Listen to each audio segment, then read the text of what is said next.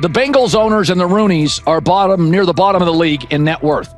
But what the Browns have is what I would call the Buffalo Bills used to have this years ago, pre-Josh Allen. What are Browns veterans saying about Shedeur Sanders behind closed doors? According to internal discussions, the feedback goes beyond casual praise. Several veterans describe his performance as franchise level. Private locker room conversations compare his command of the offense to established starters. And one senior assistant reportedly called him Sunday ready after a single walkthrough. The consensus is that front office staff and coaches have taken serious notice. Inside the Browns facility, informal conversations circulate among players and coaches. These remarks carry significant weight in personnel evaluations and often influence practice rotations. When veterans speak this strongly, the message typically reaches decision makers quickly, especially during roster planning. In short, the internal perception of Sanders is already affecting how the staff views the current quarterback depth chart. Browns vets kind of weigh in on Shedeur Sanders and how he's been since he arrived in Cleveland, in Pound Town. And I think it's very, very important that we discuss it, because it'd be really easy for these vets to, this wasn't like a on the record interviews. This is just kind of back channels into what the vets are saying, the rumors, but the sources telling us.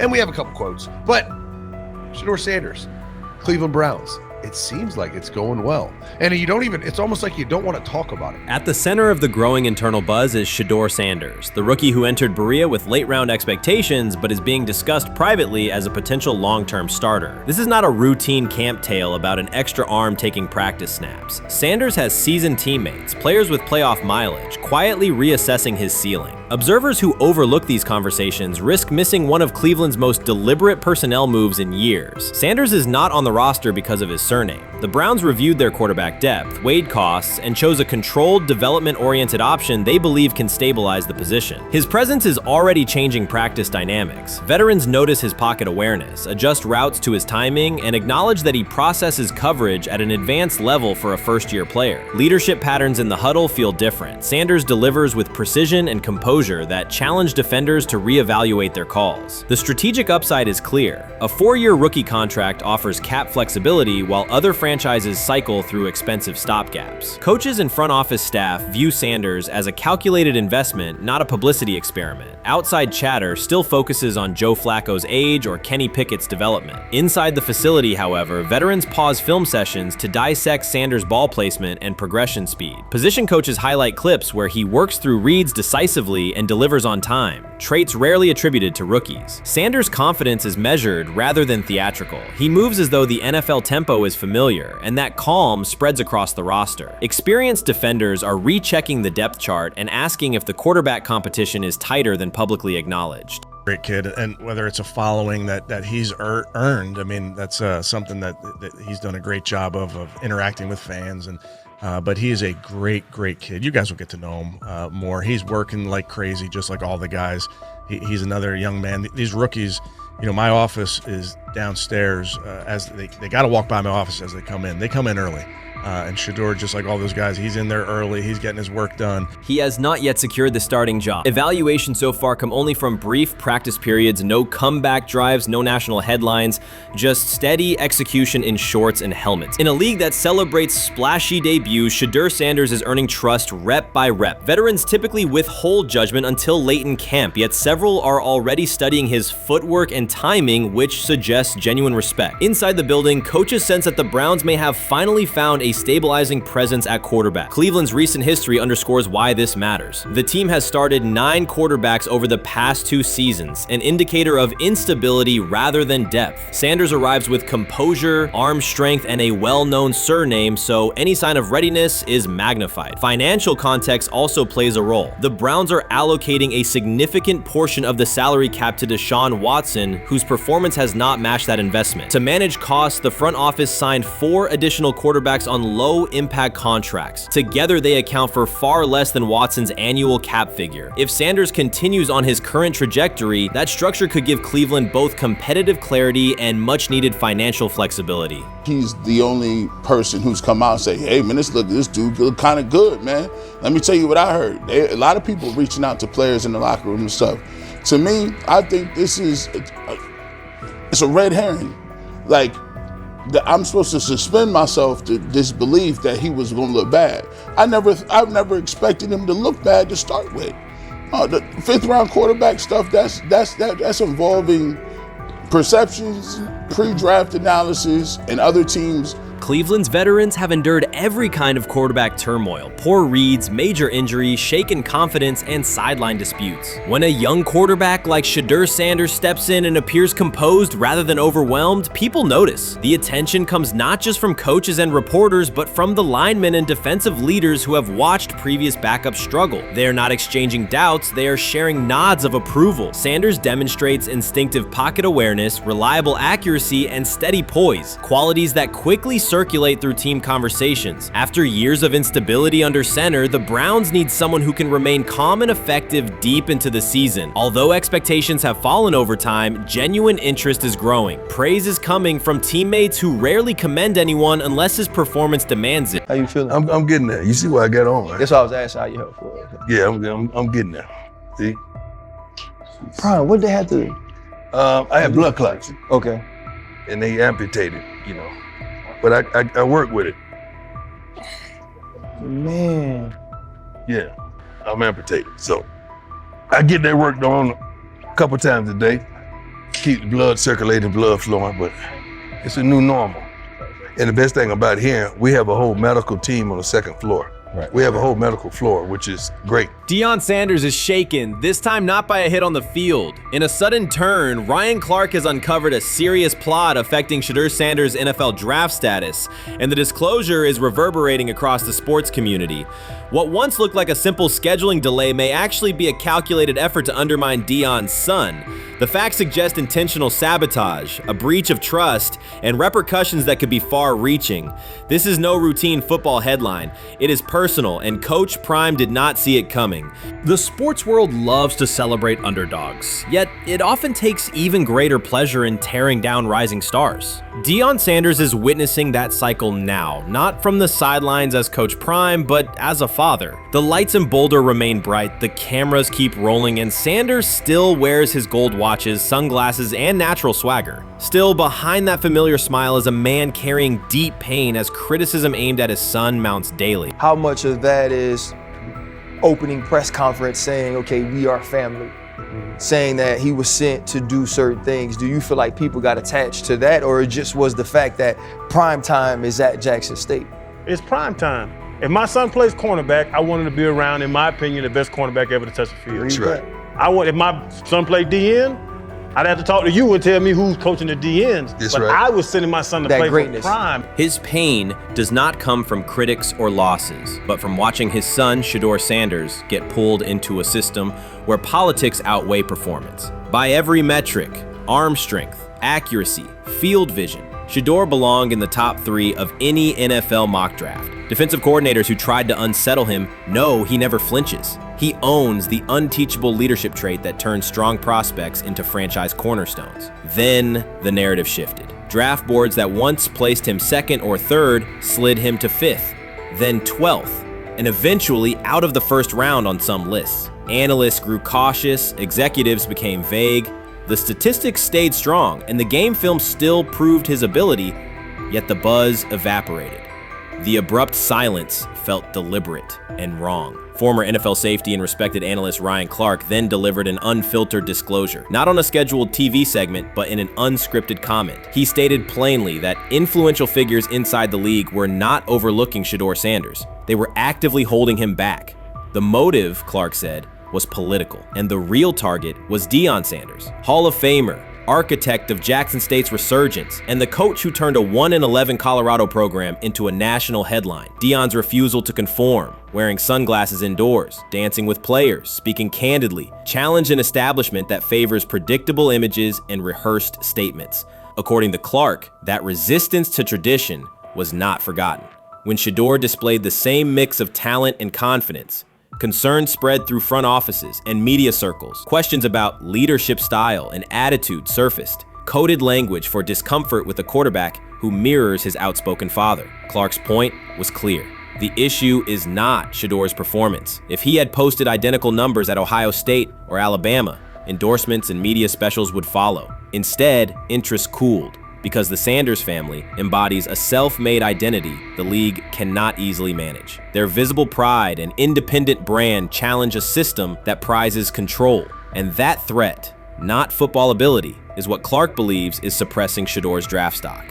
This is exactly what he says. I'm told the footage of Shedeur Sanders meeting with the Giants is so bad that both the Browns and the Sanders family have threatened legal action if it is published. The New York Giants have released audio from their draft interview with Shedeur Sanders, and the disclosure has drawn intense public reaction. Fans want to know whether Sanders made critical remarks and why the Giants shared material that should have remained confidential. The situation revolves around an open microphone, contentious comments, and the broader implications of the league. The New York Giants published a brief, edited segment from their interview with Shedeur Sanders and withheld the remaining footage. Observers are debating whether this was a strategic public relations decision or an attempt to discredit him. The team has offered no additional explanation, and many fans view the limited release as inadequate and potentially misleading. They are demanding full transparency and accusing the organization of orchestrating a negative narrative. While criticism of Sanders is vocal, his supporters are responding with equal intensity.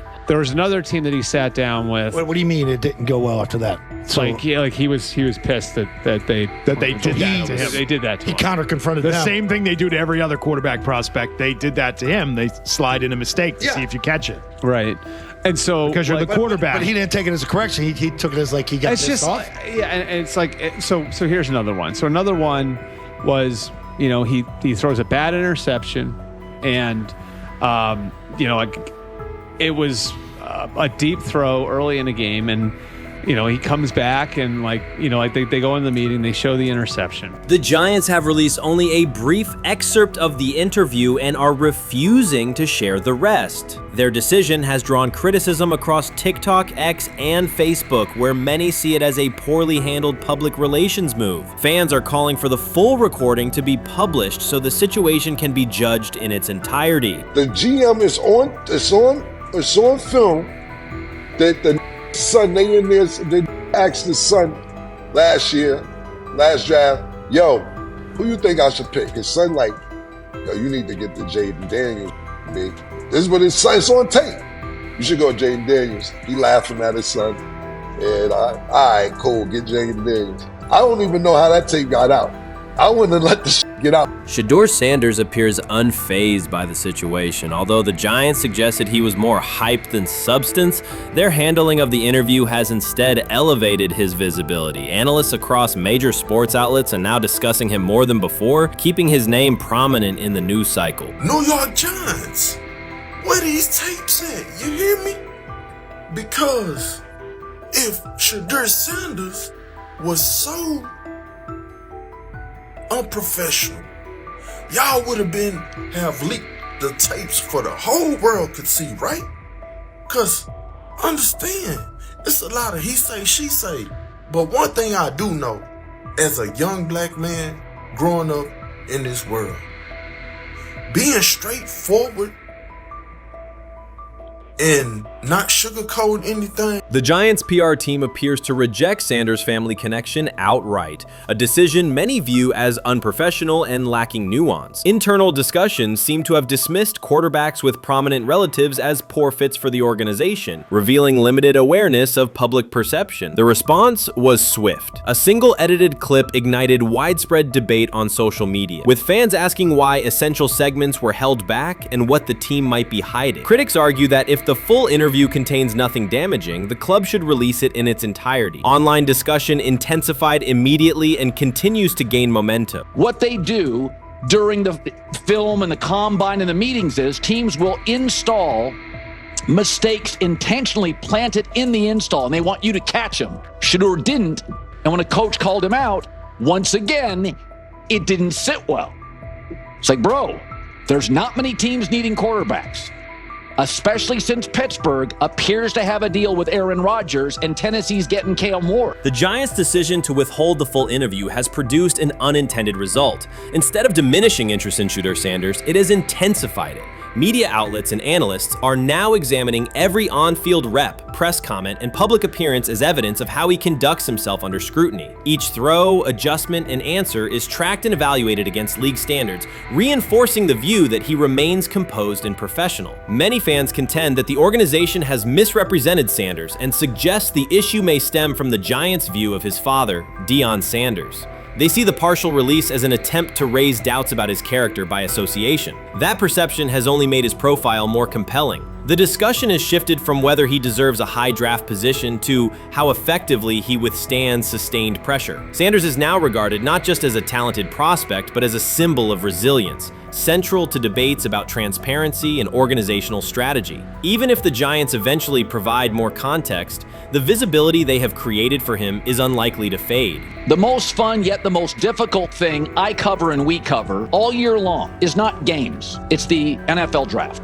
Because I've said this many times, you get lied to for a month to 2 months up to it. And so often during the draft, and every few drafts, there's a guy that really falls, precipitously falls. This year it was Shedeur Sanders, it's been Aaron Rodgers, it's been Dan Marino. Every few years somebody falls a lot. And so, but those stories don't come out until like the fall. Criticism of Shedeur Sanders from within the Giants organization has become increasingly public. Team communications appear focused on casting him as an overhyped prospect, whose character should be questioned. A narrative that seems aimed at shaping opinion rather than assessing performance. Yet each selective release or negative remark has instead amplified attention on Sanders and elevated his reputation. Efforts to confine him to a narrow, unfavorable image continue to produce the opposite effect, reinforcing his position as an underdog who endures external pressure. The debate has shifted from football analysis to broader concerns about narrative control and transparency. Fans, reporters, and online communities are still urging the Giants to publish the full interview, arguing that only complete context can resolve speculation. The organization's refusal to comply has intensified scrutiny and led many observers to conclude that the team underestimated public reaction and now faces questions it could have avoided with full disclosure. The tapes, the New York Giants have the tape. They definitely have the tape. It's confirmation that they had the tape. Shedeur didn't do nothing. It's what they saying he did. I'm gonna tell you what these mixed reaction right here. So we already know about the New York Giants, but the Pittsburgh Steelers head coach Mike Tomlin reported Miles Sanders' talent, but hesitated to draft him due to previous challenges with quarterbacks like Russell Wilson and Justin Fields, leading to more cautious approach. Las Vegas Raiders. Sanders met with Raiders at the NFL scouting combine and expressed enthusiasm about potentially joining the team. His familiarity with the West Coast offense and quick release was noted positive, though concerns about his ceiling. Hours after the Giants posted that short audio clip, the timeline never slowed. Comment threads filled with frame-by-frame breakdowns, lip-read attempts, and side-by-side comparisons of what was said versus what was left out. Reporters called league contacts. No one could explain why a franchise would stir this level of curiosity only to seal the vault. Each refusal sharpened focus on Shedeur Sanders, turning routine throws into national talking points. Analysts kept circling back to the same note. His cadence at the line looks unchanged, steady against the noise. Hashtags demanding the full interview, trend drop, and trend again. Podcast hosts bump scheduled segments to lead with the leak. Rival teams get asked how they would handle a similar situation, then quietly check their own archives. Inside Giants headquarters, the plan to shape the story looks less like strategy and more like a slow burn spotlight they can't switch off. And now every preseason snap, every media availability, every stray sideline camera angle gets fed into a loop that asks, what are they still hiding? The file remains locked. Curiosity keeps compounding. Until someone presses upload or steps to a podium and explains the redactions, the subject drifts away from depth charts and play design, fixing instead on secrecy, control, and the risk of underestimating how fast attention turns pressure into permanence. Momentum isn't fading, it keeps recalibrating, louder, impossible to mute.